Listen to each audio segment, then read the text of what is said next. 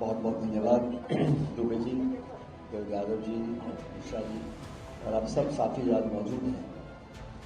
दोस्तों, ये बिहार का चुनाव अब अपने अंतिम चरण में है। 6 तारीख को पहला मतदान होगा और बिहार राज्य का जो राजनीतिक महत्व है उसको पूरा देश जानता है और सब पॉलिटिकल पार्टी जानती हैं।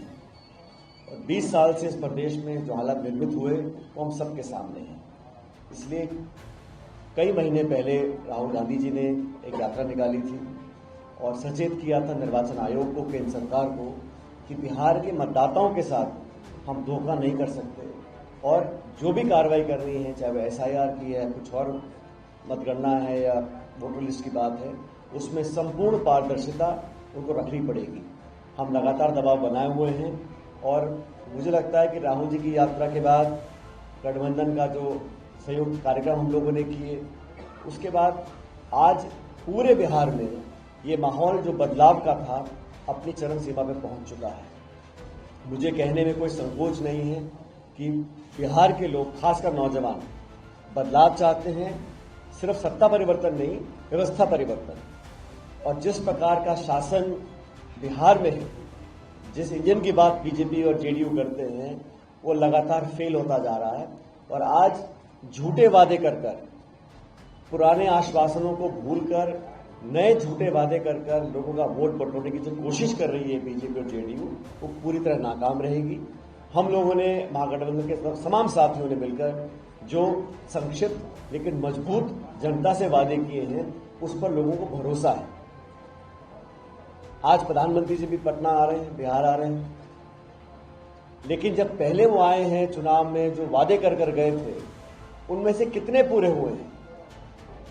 1.25 लाख करोड़ का पैकेज, निवेश, उद्योग, रोजगार, और जो देश को बोला है कि किसान की आमदनी दुगनी होगी, 2 करोड़ रोजगार हर साल देंगे, उसमें अनुपात के आधार पर बिहार में अपार लोगों को अब तक रोजगार मिलना चाहिए था।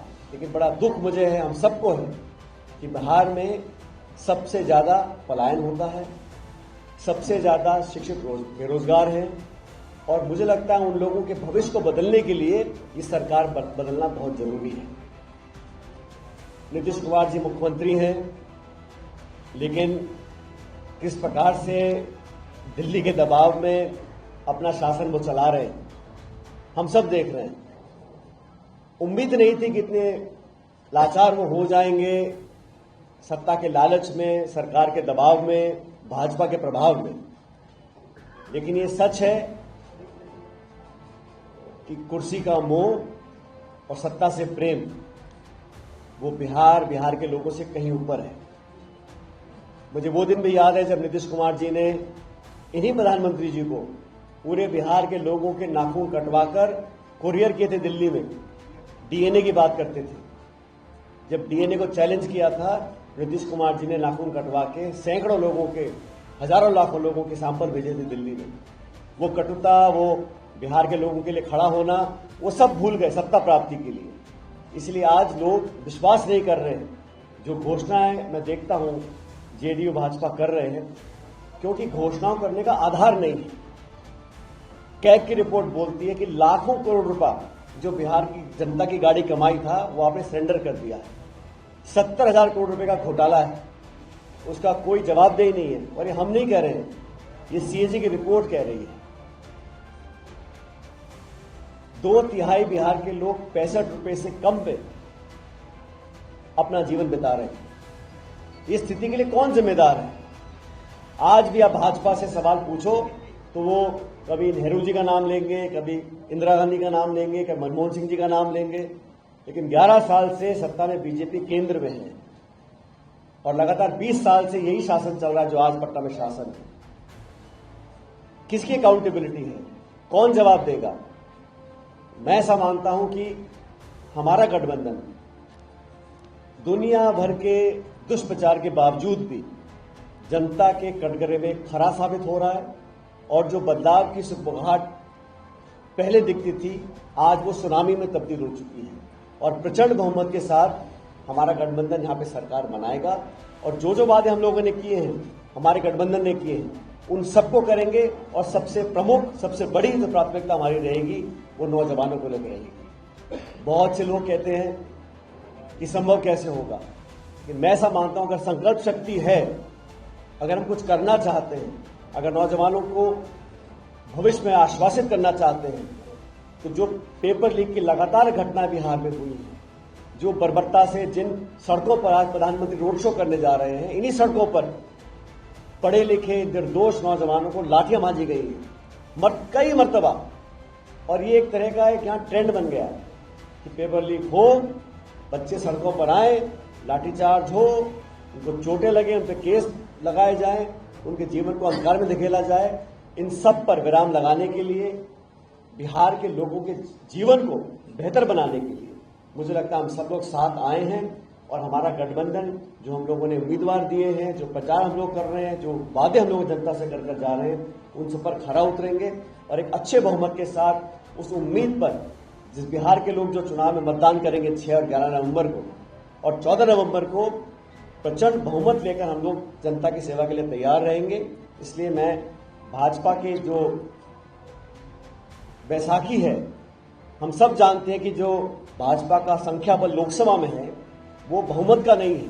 एक खंडित जनादेश 2024 में जनता ने दिया था और बिहार और आंध्र प्रदेश की बैसाखियों को लेकर वो सत्ता में काबिज हैं। इसलिए आपस में तालमेल कर किसी भी हालत में सत्ता छोड़ना नहीं चाहते। लेकिन जनता सबसे ऊपर है, मतदाता सर्वप्रिय हैं, उनकी जो मोहर लगेगी वही व्यक्ति, वही दल सत्ता में आएगा। और मुझे पूरा विश्वास है, बड़ी विनम्रतापूर्वक कहना चाहता हूं कि हमारा कैंपेन, हमारी सोच, हमारे वादे, हमारा जो गठबंधन है वो सबसे बेहतर निकलेगा और 14 तारीख को हम लोग यहाँ सरकार में आएंगे। फाइनली एक सवाल है, अगर जनादेश स्पष्ट रूप से आपको नहीं आता है या बिहार में विधानसभा के आचार पैदा होते हैं, तो क्या आप लोग विश्वास को काम कर सकते हैं या उनके साथ जा सकते हैं? देखिए, ये जो अदला बदली का और सब आगे पीछे करने का जो खेल था, लोग इसी से उब चुके हैं। जनता बिहार की वोट किसको दिए, राज कोई कर रहा है, पहले कहां थे, पाला बदल बदल कर जो सत्ता में जो चिपका रहना चाहते हैं, जनता उससे उब चुकी है। और उस पूरी राजनीति को विराम देने के लिए महागठबंधन का चयन होना बहुत जरूरी है। मुझे लगता है कि वो नौबत नहीं आएगी और न आनी चाहिए। स्पष्ट और पूर्ण बहुमत के साथ हम लोग सत्ता में आएंगे। आपकी पार्टी इलेक्शन में कितनी सीटों पर जीत हासिल करेगी? भाई, हम तो हर चुनाव लड़ते हैं जीतने के लिए। उम्मीद ये है कि हमारा स्ट्राइक रेट इस बार 100% रहेगा। लेकिन मुझे लग रहा है कि हम लोगों का जो गठबंधन है, संयुक्त रूप से जो मैजिक फिगर है, उससे काफी ज्यादा सीट हम जीत जाएंगे। अभी भी 10 सीटों पर फ्रेंडली फाइट चल रहा है, उसको आप कैसे देखते हैं? जो भी जीतेगा हमारे साथ रहेगा। फ्रेंडली फाइट का मतलब ये होता है कि कोई फाइट नहीं, राजनीति में कभी कभी बहुत सारी स्थिति पैदा हो जाती है हर दल के लिए। मैं किसी एक दल की बात नहीं कर रहा हूँ, लेकिन कभी कभी ना चाहते हुए भी इस प्रकार का एक कंटेस्ट हो जाता है। लेकिन हमें लगता है कि उसके बावजूद भी परिणाम जो आएंगे, जो जीतकर आएंगे, वो सब साथी हमारे साथ रहेंगे। वो महागठबंधन में ही क्यों होता है? एनडीए में भी हो सकता था, लेकिन महागठबंधन में ही हमेशा फ्रेंडली फाइट क्यों होती है?